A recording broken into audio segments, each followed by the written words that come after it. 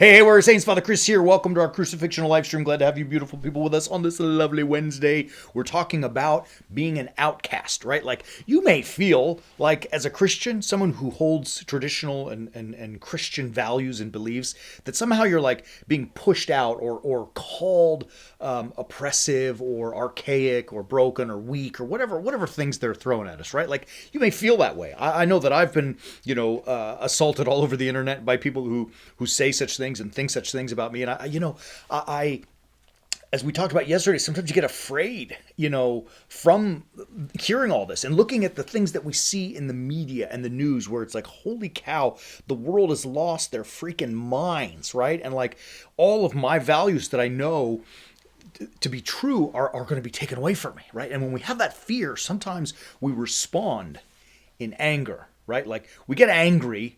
Sometimes I'll confess it to you. I feel angry when I read and look at that stuff out there, thinking, "Have we lost our minds?" And I think the answer may be we lost our minds, right? But I get angry with it sometimes, and I'm sure you feel like that as well sometimes. And we think, well, I'm going to respond in kind. They're calling me weak, right? My belief in Christ is somehow like a weakness or an aberration, and I've got to, respond with vitriol, respond in kind, and show those stupid critics, and all this kind of stuff.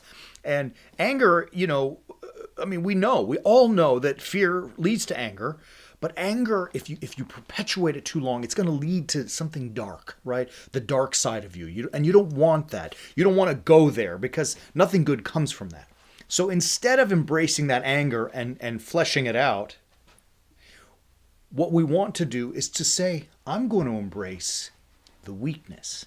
And you might be saying to yourself, Father Chris, you're always telling us to be tough and strong. And what are you talking about? You want us to be weak, right? Well, listen to what I mean. The gospel message that St. Paul taught to his early Corinthian community in the 1st century AD was the gospel of the cross, right? Meaning Jesus Christ conquered death through his death on the cross. Very often you may hear that termed or referred to as the gospel of the cross. And we read about that in 1 Corinthians chapter 1, 18 through 25, right? So it's a beautiful section. And what Paul is saying is, when I'm teaching about Jesus being crucified to all the Romans and the Gentiles and the Jewish people, they all look at that and say, that's weak, right? No king, this Jesus who you're saying is the king, no king ends up on a cross. That's a weakness. The king overcomes and overpowers the bad guys, right? Like he doesn't lose and be crucified like a criminal or a robber, right? That's weakness. That doesn't make any sense, St. Paul. You are crazy and you need to come to a worldly mentality that says the king takes his army, his like soldiers, and they fight against the oppressing army, whether it be the Romans or whomever, that at that time it was the Roman Empire that the Jews were fighting against. And Jesus as their king, he needs a sword, right? He needs a weapon and a shield and a battle horse, and he overcomes and conquers that way. That's strong and that's power, right? That's my way, says the world. And for you, St. Paul, to think about this Jesus on the cross as the king, that's a sign of weakness. You missed it, Paul. And St. Paul responds to them by saying, you crazy, right? Like he didn't say those words, but that's ultimately what he was saying to them when he says that the power of God is in the cross. Now listen to what he says in verses 26, 7, 8, 9, beautiful text in chapter 1. Listen to what he says. For consider your call, brethren, not many of you were wise according to worldly standards, not many were powerful, not many were noble birth. God chose what was foolish in the world to shame the wise, chose what is weak in the world to shame the strong. God chose what is low and despised in the world, even things that are not, to bring to nothing things that are. Like, it's unbelievable what's happening here. And to set the tone for that, one verse before, listen in verse 25, we talked about this yesterday. For the foolishness of God is wiser than men, and the weakness of God is stronger than men. So what you, O worldly things, are calling weak and broken and foolishness and despised, these are actually things that work, right? Like, here's the bottom line of it. God's way, which in the world's eye, meaning Jesus, let's say it like this. Let me go back. God's way, Jesus Christ on the cross, which in the world's view is weakness, conquered death. That's it. And all of the things that the world tried to do to overcome death never worked, never panned out, lost.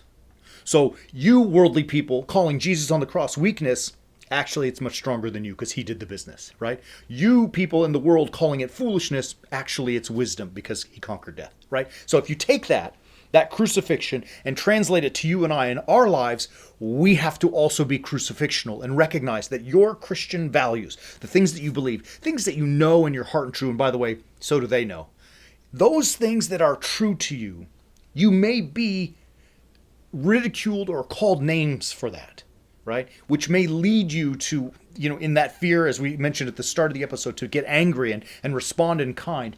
Don't do it. The truth of the matter is, Christ conquered death on the cross, and so can you conquer all of your chaos, all of the monsters you may do battle by living a crucifixional life also. The world may call it foolish, but actually it's wise. The world may call it weak, but it's actually power. That's the life-changing message. I'll end with this part of it. To the world's secular narrative, how's that working out for you? Right? How's it working out? Doing things the world's way with all of these atypical or non-traditional values. Is the world a better place? Are we happy? Let me tell you, in the last 3 or 4 years, it's gotten a heck of a lot worse, right? Don't you feel like we hate each other a little bit more? Don't you feel like we're all a little bit angrier than we were a few years ago? Not that everything was perfect, but like you can clearly say that it's worse. Read the headlines any single day of the week, and all you see is noise and chaos, right? So how's that working out for you? What if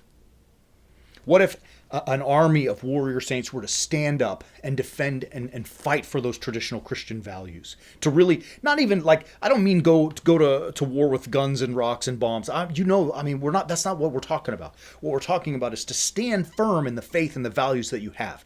Trust me, they will prevail. They always prevail. They have prevailed before and they will prevail after us. They will certainly prevail today. To be a part of that, to join us, just visit warriorsaints.org. And I want you to start your journey on the way of the warrior saint. I want you to start becoming a warrior saint. Join with us so that you know you're not alone in this fight, that you are not an outcast all by yourself, that you've got an army of us who also feel outcast. And together, brothers and sisters, together, let's make some noise to help this world restore some sanity and ultimately some peace. Love you, beautiful people. We'll be back tomorrow to talk about isolation. But until then, keep walking on the way of the warrior saint.